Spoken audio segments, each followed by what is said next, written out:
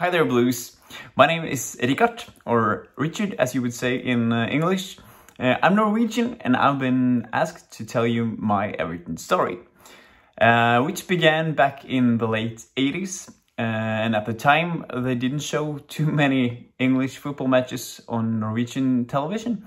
But I remember Everton playing Liverpool in a broadcasted match in Norway. We lost, but I fell head over heels in love with the blue side of the city. My first favorite player at the time was, of course, Neville Southall, amazing goalkeeper. And in the years to follow, I had a very warm heart for Duncan Ferguson, for Leighton Baines, Mikel Arteta, Tim Howard, and now Seamus Coleman. I've been over and visited Goodison Park twice. Love the place. And both times I've been to Goodison, we won. We beat Fulham and Wigan. And I have also followed the Blues to Fratton Park one chilly spring day at Portsmouth, together with 3,000 Evertonians. And watched the Blues draw with Portsmouth in a rather boring 0-0 match. So 35 years now, one title. The FA Cup versus United in 1995. And I can still recall the exact moment when Paul Rideout headed home the winner behind Peter Schmeichel. As I was standing on my friend's couch cheering. And I can still recall the feeling from that Duncan Ferguson header against Villarreal, one of the few misses in his refereeing career, Pierluigi Collina. The last two seasons, despite being horrible, have in some way brought me even closer to the club.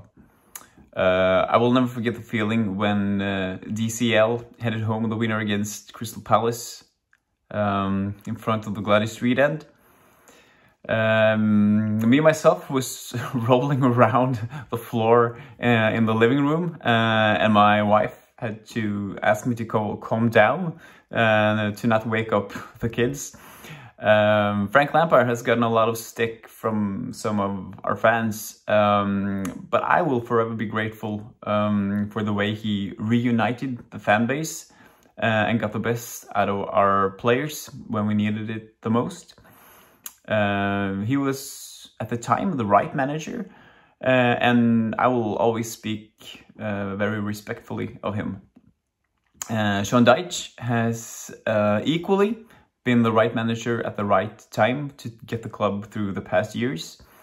I was watching the Bournemouth match on my phone after the last match of a cup tournament for the team that I manage. And my players looked at me with worried minds when I broke down crying after the final whistle. That's how much it means. Have I been able to pass on my Everton passion to the future generations? Afraid not. My eldest daughter, she supported the Blues when she was younger, but has in recent years changed her mind and is now, God bless her soul, a City fan. My youngest daughter is supporting Liverpool. And my wife is an Arsenal supporter. But to her defense, that's because of a former Everton hero, Mikel Arteta. So she's kind of forgiven. Well, that's my Everton story. A Norwegian loving the club. And that many Norwegian players have been seen in an Everton shirt during these years. Thomas Myhre, Espen Bårdsen, Josh King haven't lit the Premier League on fire. But I really hope for one player, one Norwegian player for the future. The one that got away from Tottenham in the latest transfer window, Antonio Nusa. Kevin Thelwell, be aware, that's our new star.